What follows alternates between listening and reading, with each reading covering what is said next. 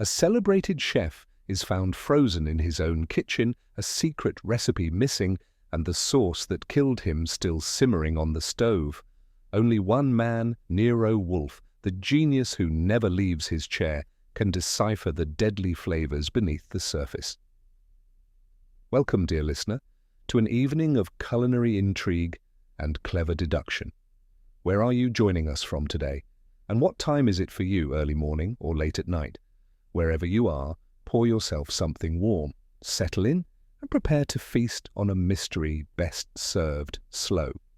Lunch that Wednesday had promised the kind of civilized pleasure that makes a man feel the world hasn't gone entirely to the dogs.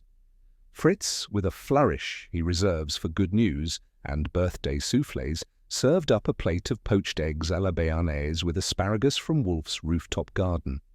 I was halfway through my first bite, ready to deliver something diplomatic about the texture, when Wolfe set his fork down with a clink. Not a bang. Wolfe doesn't bang, but a sharp, deliberate clink. He stared at his plate like it had personally offended him. "This is unacceptable," he said, pronouncing each syllable as if he were carving it into the air. I blinked. Fritz, standing nearby with folded hands, flinched like someone had dropped a cleaver near his foot. "Sir?" he asked. "The béarnaise. It is corrupted." Now I've seen Wolfe pick apart a trout with the precision of a diamond appraiser, but he usually limits his culinary judgments to tone and texture, rarely public executions. Fritz turned pale. I offered him a look I hoped said, "Brace yourself," and kept chewing. Someone had nudged the god of the kitchen, and the thunder was about to roll. "I don't understand," Fritz said, retreating into the kitchen with the wounded sauce as if it might explain itself before sentencing.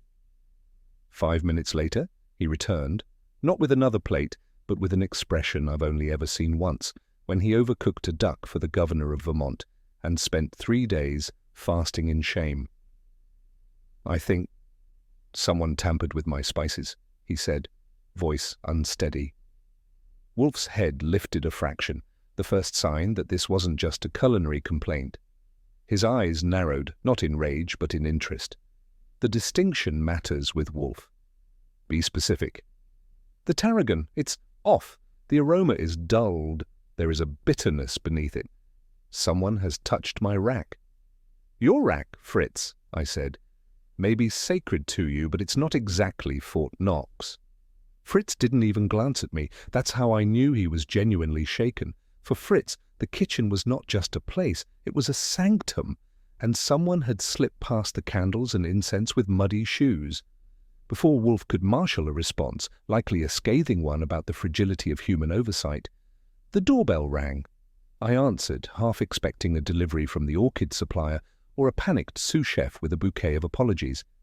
Instead, I found a woman standing with a square jaw, high cheekbones, and the look of someone who'd been asked to bake her own execution cake.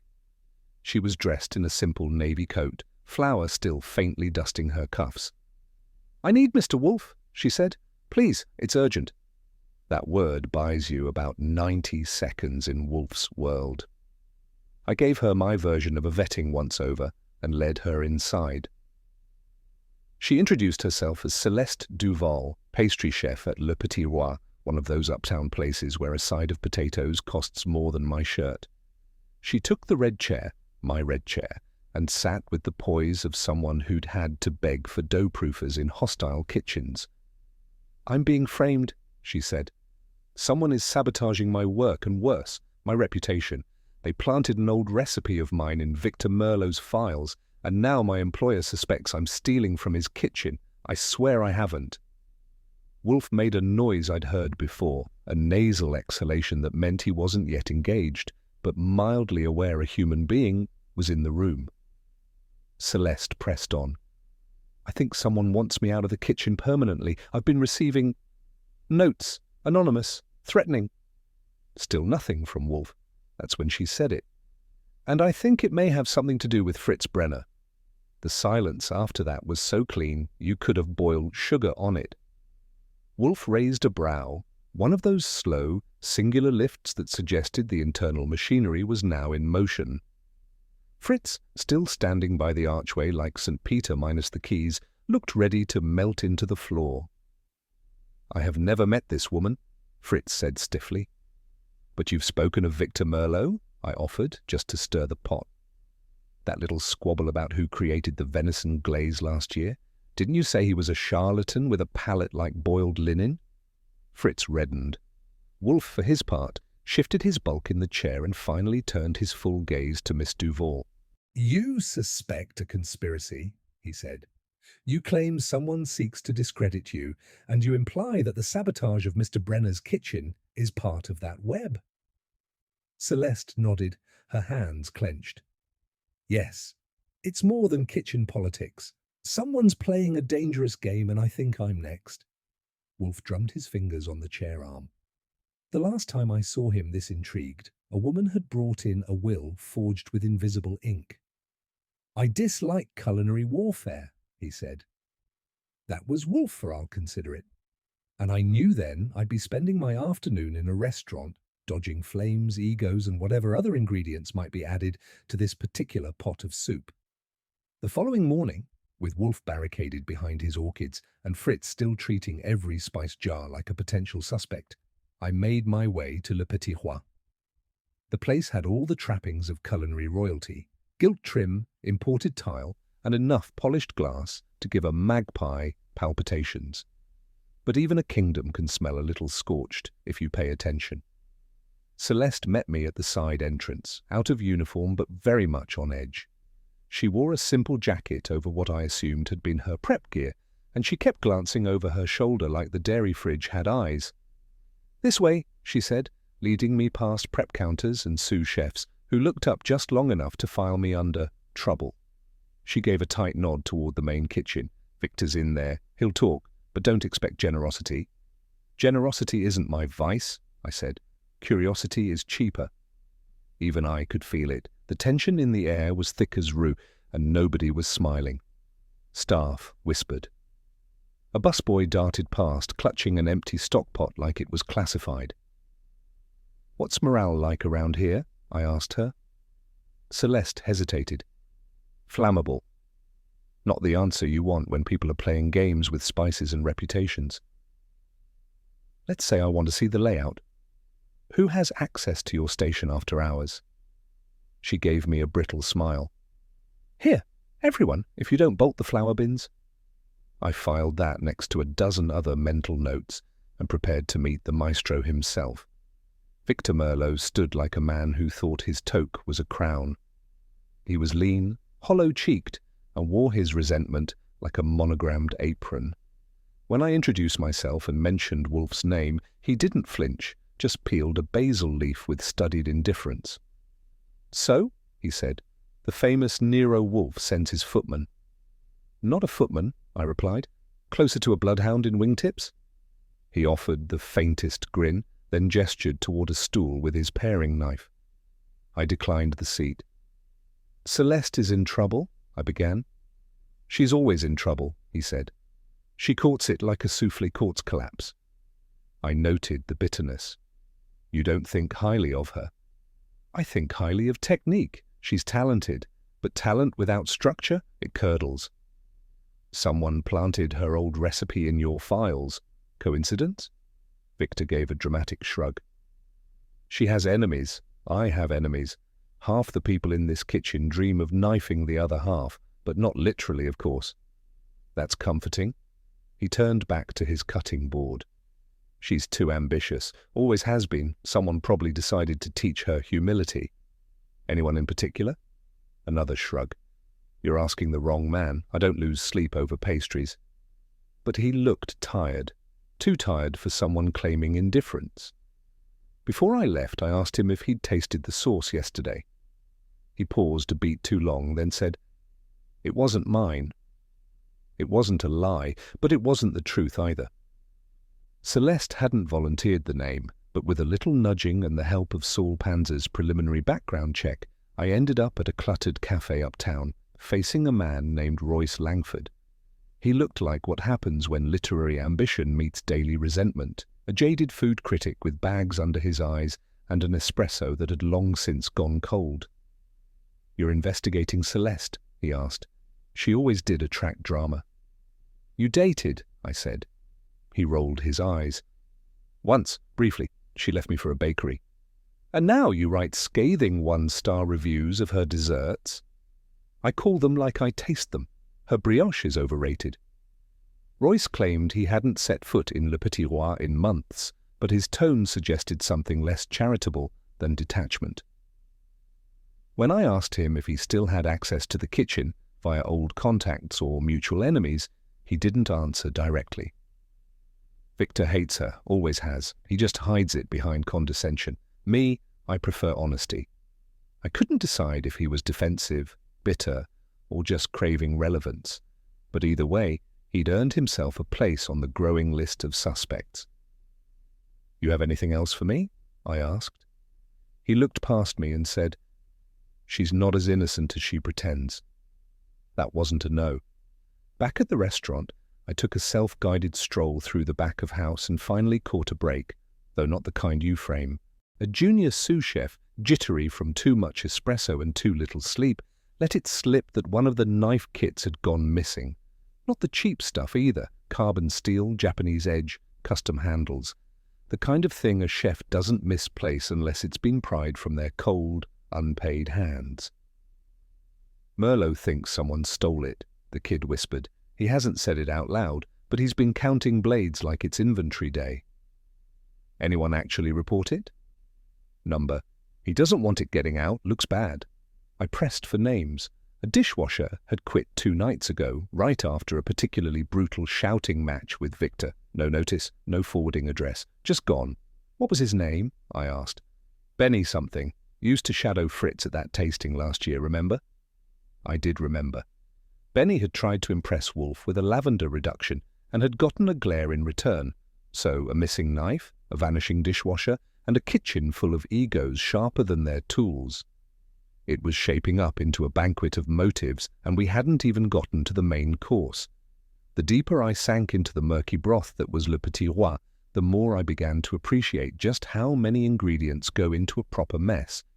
I followed up on the missing knife lead, and it circled me back to Benny Rojas, the recently departed dishwasher with a short temper and a shorter resume. According to the staff, Benny had walked out 2 nights before the Béarnese incident. No warning, no text, no apron drop, just gone. One day he was banging pans and rolling his eyes at Merlot's perfectionism. The next, air. He was always weird about the spice cabinet, one line cook told me, like he was guarding it, used to complain that someone was messing with the flavors. That perked my ears. I asked if Benny had ever interacted with Celeste directly. Not really. He didn't like pastry, said it was uptight food, but he watched her work. A lot. Curiosity is a virtue in a librarian. In a disgruntled dishwasher with access to every square foot of the kitchen, it's something else entirely. I tried to trace him, landlord, phone, email, the usual, and got nothing but static. Wolfe always says that sudden disappearance is either cowardice or cover, and if Benny was covering something, it might have been more than breadcrumbs. Back at the brownstone, Wolfe had just finished berating a plant for wilting under insufficient humidity when I delivered the update. I was halfway through describing Merlot's version of kitchen diplomacy when he raised a hand. That will suffice, he said. Contact Mr. Panzer.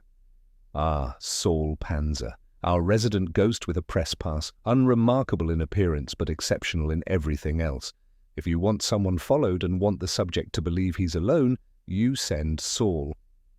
Wolfe dialed him personally, which meant he was taking Merlot seriously. I would like a discreet appraisal, he said. His movements, associates, off-book activities, observe the patterns, not the flower. Saul doesn't ask questions unless they're necessary. He just murmured a confirmation, and that was that. Within the hour, Merlot had a shadow more precise than the one cast by the kitchen lights. Why Merlot? I asked after the call. Because, Wolfe said, he has motive, opportunity, and an ego too brittle to survive being challenged by an equal, or worse, an inferior with a better palate. He leaned back. There is something in that kitchen, something foul in the flavor of ambition. Saul will find it. I couldn't argue. I just hoped whatever Saul unearthed didn't come with a garnish of corpse. Later that afternoon, I returned to the kitchen under the pretense of picking up Celeste's original recipe notebook, which she'd left behind. While she spoke with the head waiter, I wondered. There was a butcher's block near the back pantry, movable, heavy, the kind that looks like it's been through 3 owners and 2 wars. I nudged it with my foot, and it scraped an inch to the left. Something about that scrape caught my attention. Not the sound, it was the floor beneath it. A narrow arc, almost a half moon, had been gouged into the tile beneath the block's edge. Recent, shallow, like someone had dragged the block repeatedly to access something underneath. I crouched and looked closer. No blood, no obvious stash, but something had definitely been hidden there, then moved. The scrape ended abruptly, like the hiding spot had outlived its usefulness. I stood and dusted my hands. Either someone had a secret worth hiding under the cutting board, or they'd already retrieved it. Either way, Wolfe wasn't going to like it. There's a peculiar stillness to a restaurant after hours, like walking into a church where the deity has stepped out for a cigarette. The clatter is gone, the burner's cold, but the air still carries the ghosts of ambition, ego, and too much garlic. Saul and I slipped through the service entrance at 12:41 a.m., having acquired the key through means I won't commit to paper, though I will say it involved a flirtatious maitre d', a fake menu audit, and one of Saul's blank expressions that could disarm a tank. Wolfe hadn't explicitly said break in, of course. He had merely observed that if Victor Merlot was hiding something, it would not be in plain sight or daylight. That's Wolfe for you. He doesn't make requests. He implies inevitabilities. The kitchen was spotless, too spotless, the kind of spotless that implies nervous guilt rather than professional pride. "Where first?" Saul asked, barely louder than the refrigerator's hum. "The freezer?" I said. Merlot had control issues. If he hid something, it'd be in the one place only he could monitor. We crossed to the back and I unlatched the handle. A gust of cold rolled over us like a threat. "After you," Saul murmured. I stepped inside, not expecting drama, certainly not expecting the form slumped in the back corner with a halo of frost on his collar. Victor Merlot wasn't hiding anything anymore. He was stone dead, and not from the cold. The scene would have made Fritz retch, not from the corpse. Fritz isn't fragile, but from the waste of ingredients. A half-finished pork roulade sat thawing near Merlot's shoulder. 2 tubs of consommé had split open beneath him, their lids scattered like props from a culinary autopsy. Saul crouched beside the body, his breath visible in the icy air. "Blunt trauma, maybe," he muttered. "See the indentation behind the ear, but look at the lips, cyanotic." "Poison and impact?" I said. "Could be both, or staged to look like both." I gave the place a slow scan. Merlot's hand was curled into a loose fist, stained dark. The sleeve of his coat was damp, not from the freezer condensation, but something thicker. Not blood, more like... I bent closer. "Sauce," I said. "A reduction, maybe wine-based." Saul raised an eyebrow. "A clue?" "Or dinner gone wrong." We backed out and closed the freezer door, sealing the chill and the questions behind it. I called Wolfe from the prep counter while Saul checked for signs of entry. He answered on the 4th ring, which for Wolfe is practically a sprint. "Well?" "Merlot's dead," I said. "Freezer, blunt force and maybe poison." There was silence, but I could hear the wheels turning. "And?" "And it wasn't subtle." He sighed. "Then it wasn't Merlot who stole the recipe. It was someone more ambitious." That was Wolfe's version of sympathy, a quick intellectual pivot followed by deduction. "We'll need to speak with Kramer," I said. "Yes, but not before he blows his steam valve," which meant we were to wait until the room filled with shouting, and then Wolfe would cool it like a soufflé. Kramer arrived 20 minutes later, loud enough to wake a frozen turkey. He was wearing his overcoat like armor and his scowl like a badge of office. "Goodwin," he barked, before the door had fully swung open. "Tell me you didn't touch the body." "I didn't touch the body," I said, which was technically true.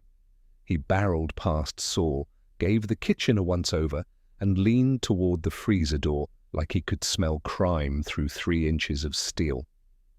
"You break in?" "Number Y invited myself," I said. "And before you yell louder, I called Wolfe already." That didn't help. "You think that puts you above protocol?" "No, Lieutenant. I think it puts us ahead of it." Kramer turned to Saul. "You find anything?" Saul shook his head. "Not that I'll share with someone shouting at me." Kramer grunted and turned back to me. "Wolfe's involved?" "He's listening." That got his attention. He pulled a cigar from his coat, didn't light it, just rolled it between his fingers like he needed something to throttle. "You people always think you're playing chess," he muttered. "Meanwhile, someone's using a frying pan for a murder weapon." That was not an exaggeration. We'd seen stranger. I waited while he finished a few preliminary orders for his men, then stepped aside and dialed Wolfe again.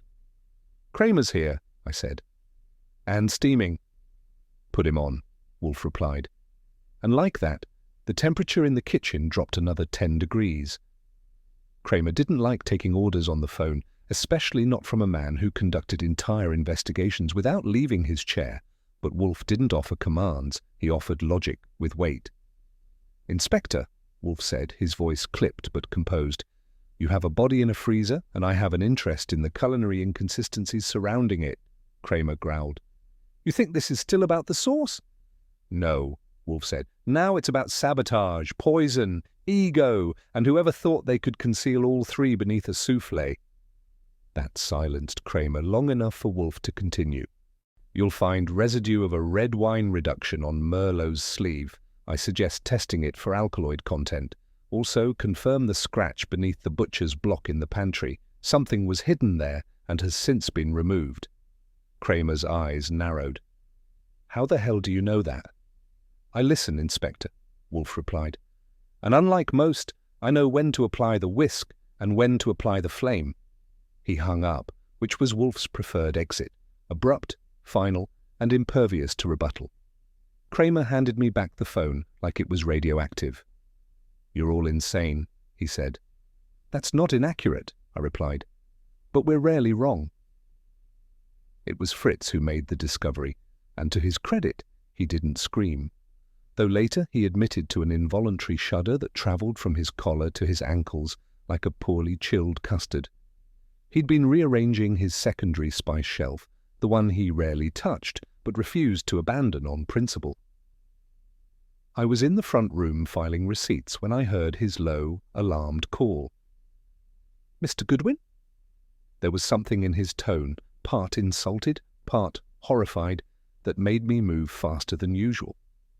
Fritz stood by the spare butcher's block, which he kept near the pantry for testing new reductions.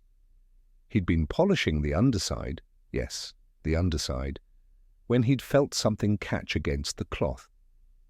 "I thought it was dried sauce," he said. "Then I saw this." He handed me a folded slip of parchment. The edges were darkened, one corner crusted with a smear that didn't look like beet juice. It was brittle from age or heat, maybe both. But the writing caught my eye. The lines weren't in English, and they weren't in any known culinary script. "This isn't a recipe," I said. "Not unless we're cooking with algebra now." Fritz looked ill. It was tucked inside a small recess, glued perhaps. I never noticed it before. I brought it to Wolfe without delay. He took one look and raised a brow. "No ordinary code," he said. "This is proportioned, structured, intentionally disguised as culinary notation." "Then it's a recipe?" "In form, yes. In content? I doubt it involves poultry." He leaned back and exhaled. "I know this pattern. I've seen it before." That was all I needed. Wolfe, recognizing a coded threat. It meant the pot had not only thickened, it had begun to boil. "You remember during the war," Wolfe said, not as a question, but a decree. "The rationing scandals, the black market kitchens, the forgeries." I nodded. Wolfe's wartime record is less public than his orchid obsession, but I knew bits and pieces, just enough to know when he was slipping into territory marked classified. "There was a ring," he continued, based in Marseille. They encoded stolen recipe patents inside innocuous ingredient lists. It wasn't just culinary theft, it was espionage. He held up the blood-stained paper. This is patterned exactly like the files I reviewed during a French inquiry. Ratios, substitutions, chemical implications. Only someone with a refined culinary education would even recognize it. I was starting to see the picture. You think this isn't just a code, it's a blueprint for a specific reaction. Precisely. A recipe can kill as easily as a revolver if one understands proportion. He turned the paper again, this time reading a portion aloud, translating as he went. Adjust fennel to 0.3, replace saffron with powder. No, not powder. Alkaloid. There, it's not a seasoning, it's a toxin. So the killer altered the original version to become lethal? Wolfe didn't reply. He rarely does when he's halfway to an answer. But his eyes were glinting.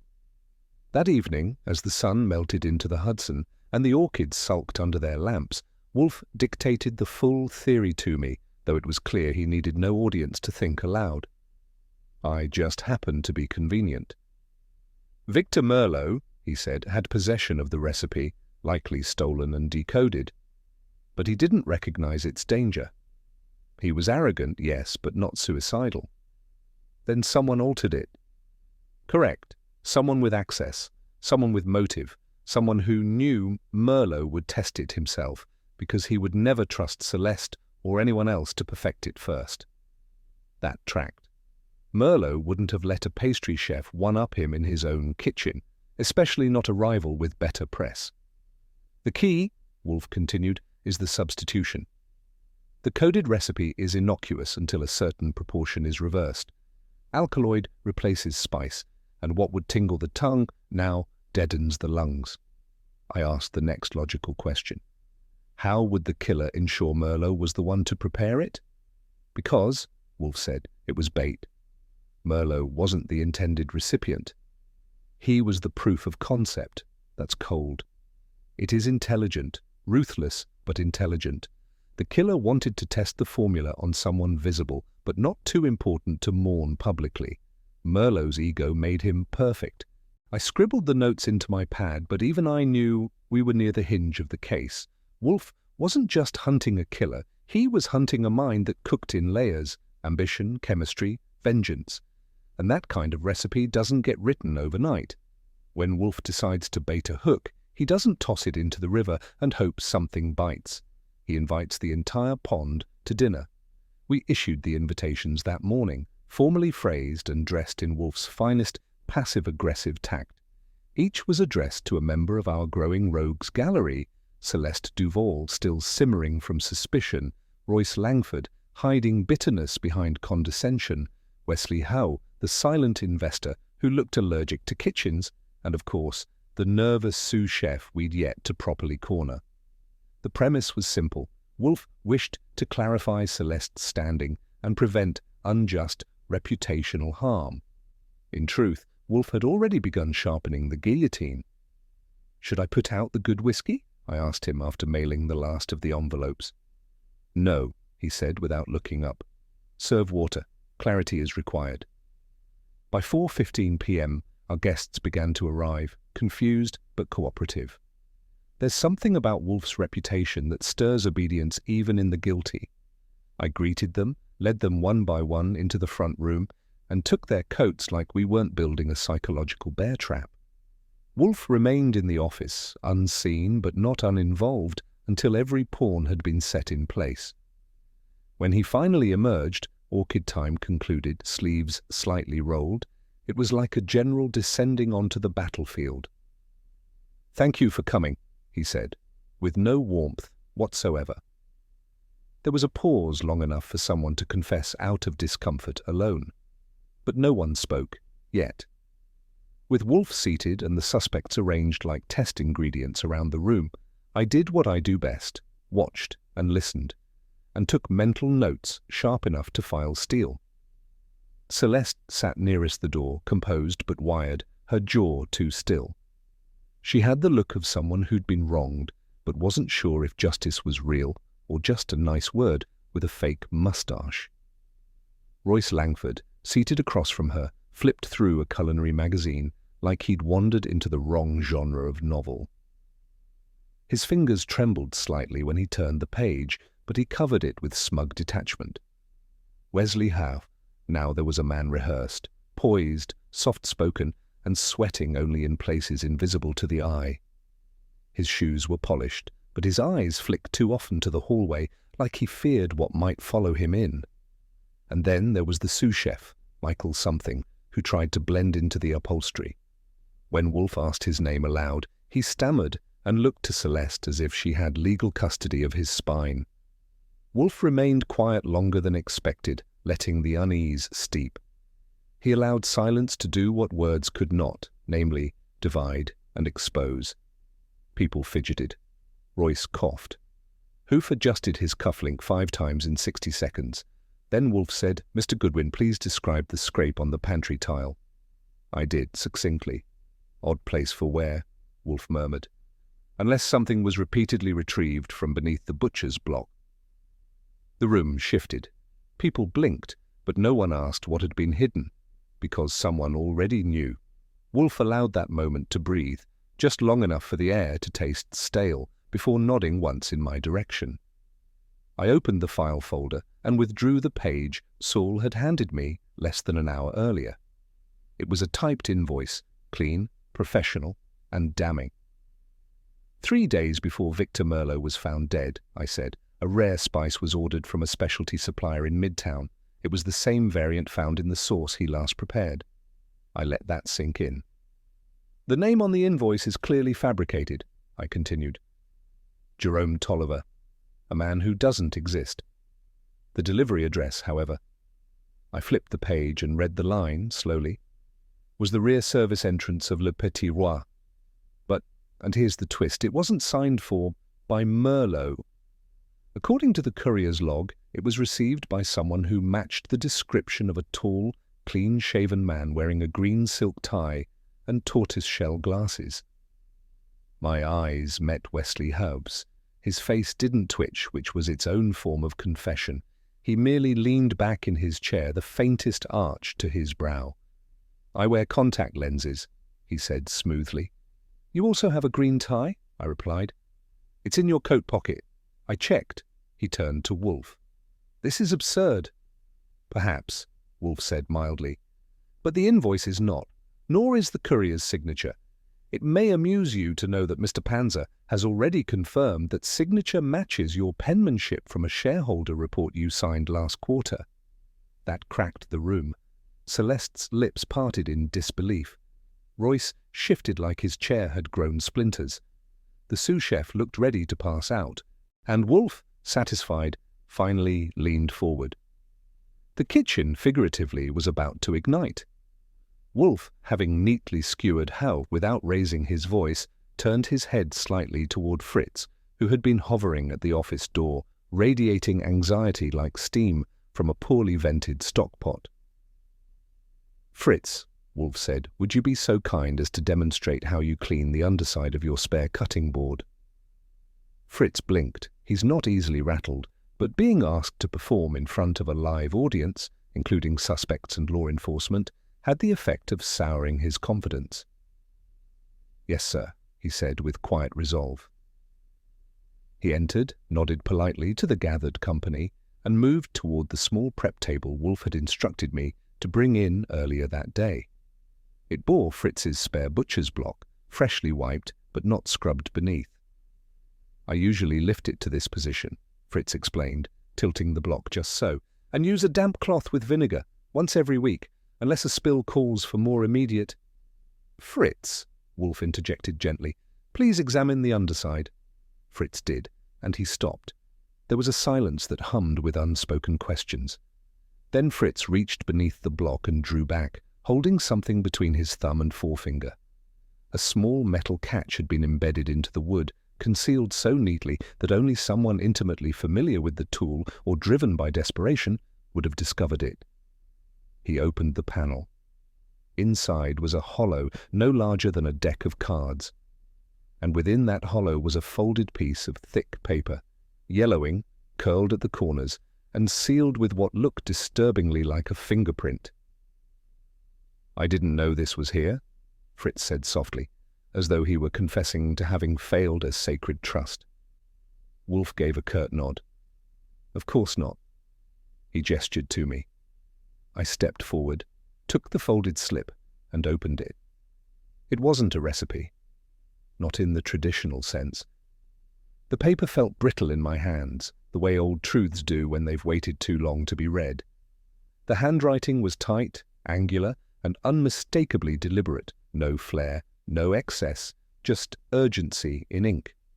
Wolfe motioned for silence with the crook of one finger and said, "Mr. Goodwin?" I cleared my throat. It appears to be a confession, partial, cautious, and encoded with culinary metaphors. The top line read, "To erase the bitter, one must sweeten the broth, even if the spoon is poisoned." Celeste leaned forward. Royce paled a shade. Hove crossed one leg over the other in a manner so precise it nearly squeaked. The rest, I continued, references adjustments to a legacy blend, substitutions for balance, and, here's the kicker, removal of the one who refused dilution. "Merlot," Wolfe said, finishing the thought without ceremony. "The man who refused to water down genius, even if it killed him." Fritz stood motionless, as though the very presence of the paper offended his kitchen's sanctity.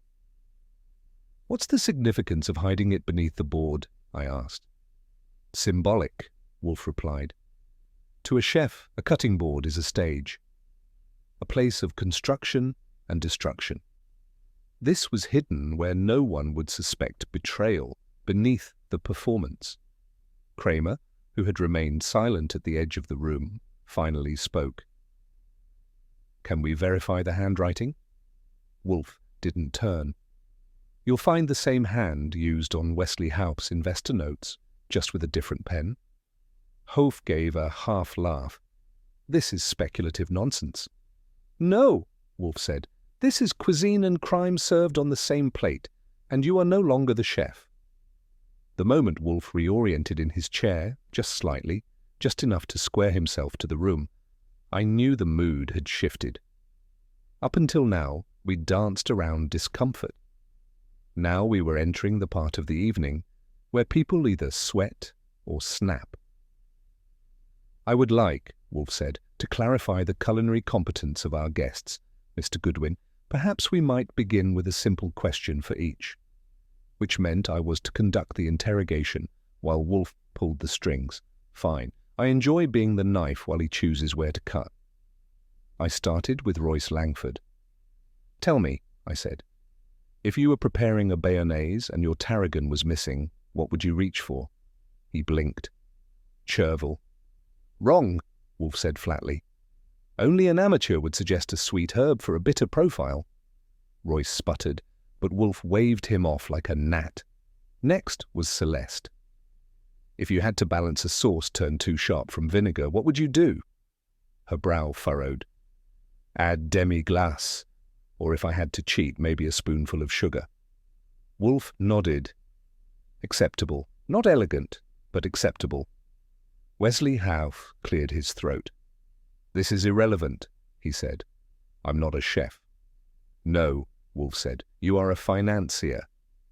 And yet you ordered a spice so obscure that even Mr. Brenner hadn't used it since 2003. Hauff said nothing. "Then let's ask something simpler," Wolfe continued. "Mr. Howe, when did you last visit the restaurant's kitchen?" Howe hesitated. 3 weeks ago." "That's curious," I cut in.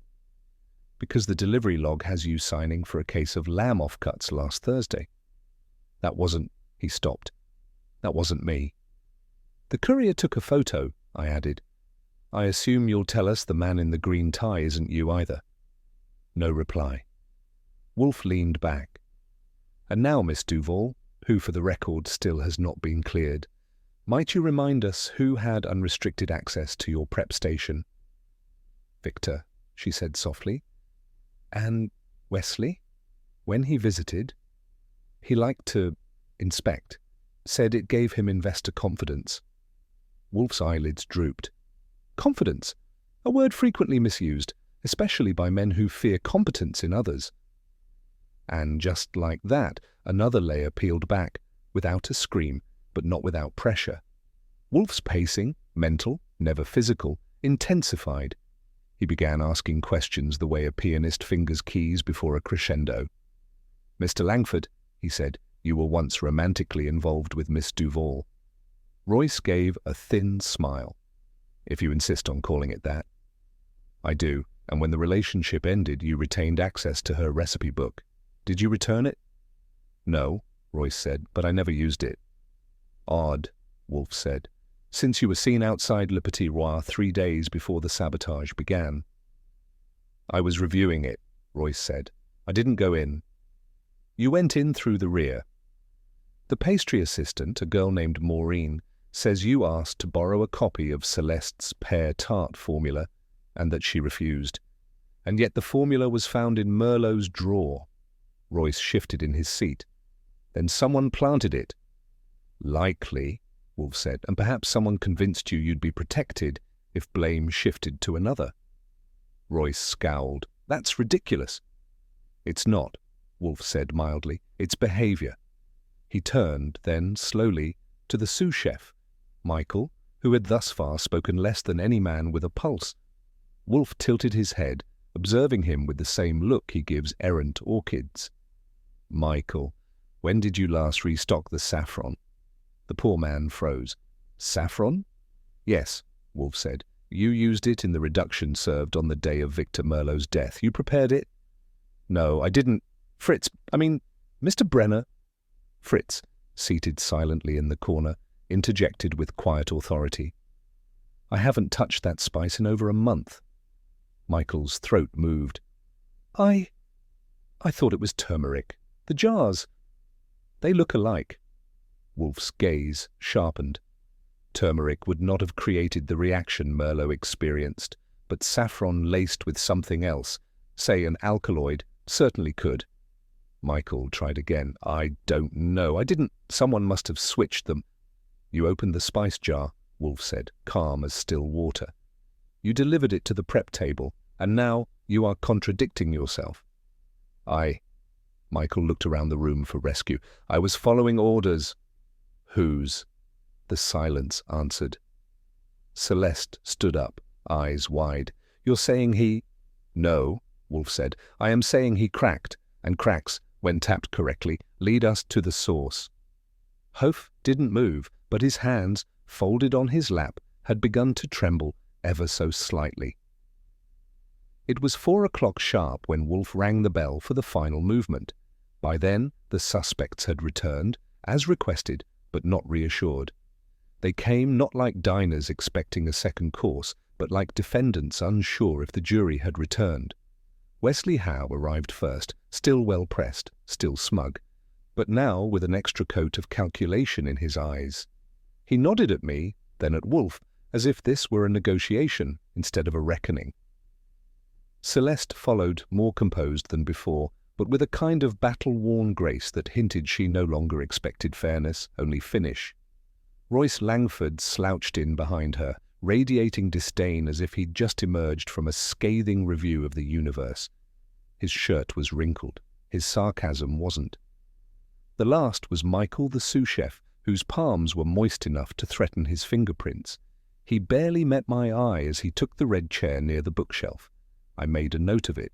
Wolfe didn't rise. Of course he didn't. The great man stays seated while gravity does his work. "Thank you all for returning," he said.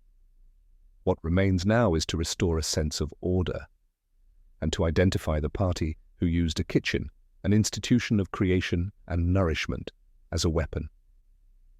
The silence was thick enough to glaze. He steepled his fingers. "I will speak now. I advise you to listen. What I am about to say concerns motive, means, and, above all, method." And just like that, the room ceased being a room. It became a trap. Wolfe began with a tone so even it made the hairs on the back of my neck stand up. "To poison a man is not difficult," he said, "provided one understands his pride.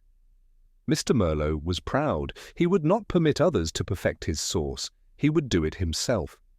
He turned ever so slightly toward Celeste. You were the distraction. Your reputation, your rivalry, your history with Merlot, it gave the true perpetrator the perfect camouflage. Celeste swallowed, but said nothing. Wolfe moved on. "Mr. Langford," Wolfe said, his voice losing none of its gentility, "your resentment was palpable, but not enough. You were never taken seriously in her world, and you retaliated in ink, not blood." Royce raised an eyebrow. "So I'm dismissed?" "You were never truly in contention," Wolfe replied. "Your bitterness is too overt, and your palate too blunt." That left Ho and the sous chef. "Mr. Ho," Wolfe said, "you were positioned to lose everything. Your financial interest in Le Petit Roi had soured. A failed investment, concealed from your partners, forced you to act swiftly. You needed time, weeks perhaps, to reshuffle assets, defer creditors, and silence anyone who might connect the sabotage to you." Hove leaned back, lips pursed. "Circumstantial?" "Not entirely," Wolfe said. "You knew how to forge Merlot's culinary cipher. You knew where the butcher's block had once been repurposed from, your family estate's outdoor kitchen, which used the same model. That hollow was not an accident. It was an old trick, used again." And then Wolfe turned to Michael. "You, sir, are a poor liar. Your expressions betray you. But you are no killer. You found the recipe. You understood just enough to be frightened. That's why you ran." Michael nodded slowly, his eyes fixed on the rug. Wolfe's tone darkened a note. "But Mr. Howe, he knew exactly how the ingredients interacted. His plan required misdirection, sacrifice, and a willingness to let Merlot die to buy himself time." Then Wolfe's voice sharpened. "And he nearly succeeded." I stepped forward with the envelope in hand and let it speak before I did. "This," I said, "is a copy of a spice order placed 2 days before Merlot's death, rare, imported, and precisely the variant that appeared in the toxic reduction." I opened the page for the room to see. The name used was Jerome Tolliver, fake. The address, a warehouse that, coincidentally, sits adjacent to the alley behind Hough's apartment. Wolfe spoke again. "The courier who delivered the package noted a tall man with tortoise-shell glasses and a silk tie. The signature matched a known sample from Hough's shareholder correspondence." Hough exhaled sharply. "All of that is circumstantial." "Then allow me to elevate it," Wolfe said. "Mr. Panzer—" Saul, quiet until now, stepped forward from the far corner where he had blended into the wallpaper like a tailor-made shadow. "Retrieved security footage from the building's lobby. It shows you exiting with the package and entering the service alley shortly thereafter." Hove opened his mouth, but nothing emerged. Wolfe pressed the final petal. "You miscalculated," he said. "Not in the plan, that was devilishly sound, but in assuming Victor Merlot would be your only casualty." He leaned forward, his eyes 2 brass nails fastening the truth to the table. "You underestimated a man's taste for control, and overestimated your own." There was no confession, there rarely is, but when Howe reached for his glass with a hand that trembled like a spent flame, it was enough. Wolfe rang for Fritz not to celebrate, but to cleanse the air. Some truths are bitter even when served cold. Wesley Howe didn't break like a dam. He cracked like a surface soufflé, silently, almost imperceptibly, and only to those who knew where to look. His hands remained folded. His gaze never fell, but the tension in his jaw betrayed the unraveling. "Mr. Howe," Wolfe said, calm as a man reciting a shopping list, "your scheme was not merely criminal. It was elegant in design, if not in execution. You placed Merlot in harm's way by feeding him his own pride. You knew he would never let another chef touch the final sauce. You didn't need to poison him. You only needed to plant the suggestion and the altered recipe." Hofe wet his lips. "You have no direct evidence." "I have no need for it," Wolfe said. "The logic suffices. Your motive, to prevent public failure of your financial venture. Your method, precise substitution. Your opportunity, unrestricted access to the kitchen during Celeste's disciplinary leave, which you engineered." Celeste stiffened. Her silence was louder than any outburst. "And," Wolfe added, Your accomplice in ignorance was Victor Merlot himself, who failed to suspect the sabotage because it came from above, not below. Wolfe's voice cooled further. To frame Miss Duval, you planted the recipe in Merlot's drawer and filed an anonymous complaint with the restaurant's board, but you misjudged two things. Howe's voice was barely audible. What were they? One, Wolfe replied, that I would not notice the signature pattern of wartime culinary ciphering, a system I once helped dismantle in Lyon, and two, that Fritz Brenner would not catch the scent of tampered tarragon. Fritz, standing silently at the rear, allowed himself a single blink of dignity. You used food not to nourish, but to deceive, not to impress, but to destroy. That, Wolfe said, is an abomination even by the loose standards of business. Wesley Howe did not confess in the traditional sense. But when he finally exhaled, when he looked across the room at no one in particular, it was as good as a signature. The man had cooked up a murder. And now the oven was closed. Wolfe shifted in his chair, a gesture as rare as snowfall in August. The atmosphere had cooled, but not from relief. It was the aftermath of revelation, a subtle, echoing stillness. To use cuisine, Wolfe said, as a veil for murder is not only a betrayal of human decency, it is sacrilege. He turned to Fritz then, not with grand praise, but with the nod reserved for small, meaningful victories. Your vigilance preserved the standard of this household. Fritz, normally the first to protest compliments, bowed slightly and said nothing. And you, Wolfe continued, glancing at Celeste, were neither incompetent nor complicit. You were a pawn, perhaps, but not a passive one. Celeste met his gaze. Does that mean I'm cleared? Wolfe exhaled through his nose. It means you are owed an apology. Whether you receive one, I cannot guarantee. I closed my notebook, feeling the weight of the case lift, but Wolfe wasn't quite finished. This incident, he said, should remind us that intellect must be tempered with ethics, that cleverness is no virtue without clarity of conscience. He gestured toward the now empty spice order envelope. And that even the most exquisite blend, he added, becomes poison in the wrong hands. No one spoke. There was nothing left to say. Fritz returned to the kitchen. I watched him go. Some kitchens serve meals. Ours had just served justice. Inspector Kramer arrived 15 minutes after the conclusion, in what I will generously describe as a state of enthusiasm. He came in like a pot left too long on the flame, fuming, sputtering, and ready to boil over. "Where is he?" he barked. "Where is the son of a—" "In the office," I said, cooling the ashes. Kramer stomped in and saw Wolfe, seated as ever, gazing at his now-closed orchid catalogue. "You couldn't wait, could you?" Kramer snapped. "You had to wrap it up before the law could even step in the door." "I did wait," Wolfe replied evenly. "I simply didn't require your delay." Kramer's mustache twitched. "This is a police matter." "It was," Wolfe corrected. "It is now a paperwork matter. Mr. Howe will no doubt contact his attorney, who will then contact yours." Kramer turned to me.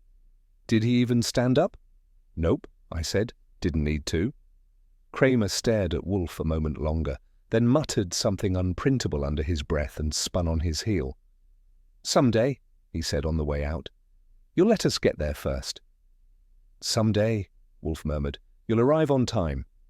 I followed Kramer to the door, watched him disappear into the street, and returned to the office. "Lunch?" I asked. Wolfe opened his eyes halfway. "You may tell Fritz to serve." "Room temperature?" Wolfe grunted. "Justice is best that way." And that, as they say, was the garnish. There are few things in this world more quietly triumphant than a Fritz Brenner soufflé. Not the noisy kind that collapses under applause, but the stately, disciplined one that rises exactly as it should, flawless, defiant, and entirely unaware of how close it came to scandal. The next day, lunch was served in absolute silence, not out of tension, but reverence.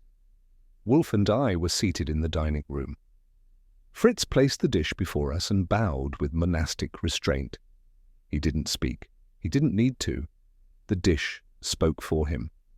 Wolfe took his first bite with the solemnity of a judge announcing the verdict. He chewed, paused, and then, barely audibly, grunted in approval. For Wolfe, that's a standing ovation. I dug in with more casual zeal. "You know," I said, "after all that, I was half expecting arsenic in the eggs." Fritz, hovering at the doorway, gave me the ghost of a smile. "Mr. Goodwin," he said, "I do not weaponize pastry." "Good to know," I said, "because if you ever did, the world wouldn't stand a chance." The meal continued, unbroken and perfect. Wolfe didn't speak again until the final fork had settled on the empty plate. "It is restored," he said. Fritz's honour numbered my appetite, which, coming from Wolfe, was as much of a toast as the man would ever offer. After lunch, I expected the usual retreat to the orchids, to the silence, to the Sunday Times crossword. Instead, Wolfe surprised me. "Would you care for a glass of Riesling?" he asked. Now, Wolfe, permitting alcohol during a weekday post-prandial was rarer than a heartfelt compliment from Inspector Kramer. "I thought you didn't trust my palate." "I trust it more than your discretion," he said, and poured anyway. We sat in the office, glasses in hand, the room thick with satisfaction. Wolfe sipped exactly once and set the glass down, as if the gesture itself fulfilled the ritual. "I still don't understand one thing," I said. "You nailed the motive and the method, but how did you know Hauff was the architect before the spice invoice?" Wolfe closed his eyes briefly. He was the only man in the room who treated the kitchen as a concept, not a craft. Meaning? Meaning he spoke of its value, not its function. That is not how a man with clean hands speaks of flame and steel. I gave a low whistle. "You really are impossible." "No, Mr. Goodwin, I am meticulous." That was Wolfe's version of humility. I raised my glass to meticulous madness. He didn't respond, but his lip curved ever so slightly, which, in Wolfe speak, meant, "You may continue speaking. I'm tolerating it." I set my glass down, leaned back in my chair, and took a long, satisfied breath, the kind you can only afford when your boss has eaten well, solved a murder, and hasn't insulted your intelligence for 24 consecutive hours. "You know," I said, "I might start checking under cutting boards from now on, maybe stash a few secrets of my own, a little blackmail here, a salted caramel there." Wolfe didn't open his eyes. "If you begin hiding confection beneath household fixtures, I will remove you myself." I grinned. "You're assuming I haven't already." He sighed, long-suffering. "Mr. Goodwin, you are a juvenile masquerading as a man." "And you," I said, "are a genius disguised as an irate houseplant." We were both quiet for a moment, listening to the faint clink of Fritz in the kitchen, restoring his dominion one saucepan at a time. I stood, stretched, and straightened my tie. "Next time I'm hiding my lunch under the butcher block." "Then pray the next crime does not involve pie," Wolfe murmured. I left the room on that note, content to let the final word rest where it always did, with him. As I passed the front door on the way to my desk, I noticed something had slipped through the brass mail slot, a thick, cream-coloured envelope sealed with a crimson wax emblem shaped like a cocoa pod. No return address. I turned it over and read the embossed lettering. Bernard Léon, Chocolatier Royal, Bruges. I whistled low. Wolfe had once called Léon the only man alive capable of turning bitterness into a virtue. I walked back into the office, waved the envelope. "Looks like dessert's on its way." Wolfe didn't look up. "That depends," he said, "on what's hidden beneath the truffle." I placed the envelope on his desk with a soft thud. The soufflé was behind us, but the next recipe had already begun. Wolfe remained seated as I cleared the last of the evidence from his desk, his gaze lingering on the empty spice envelope like it still held the final clue. After a moment, he spoke. Not to me, but more to the silence between us. "The trouble with men like Hauff," he said, "is not that they commit crimes. It's that they think subtlety is a substitute for conscience." He closed his eyes, satisfied. And just like that, the case of the poisoned reduction had reached its final simmer. But tell me, what do you think was Wesley Howe's greatest miscalculation? Was it underestimating Merlot's pride, or overestimating Wolfe's appetite for ignorance? Let us know your thoughts in the comments. Wolfe may not read them, but I certainly will. If you enjoyed this mystery, subscribe for more Nero Wolfe investigations and share this story with a fellow lover of clever crimes and colder justice. Until next time, keep your sources honest and your alibis airtight.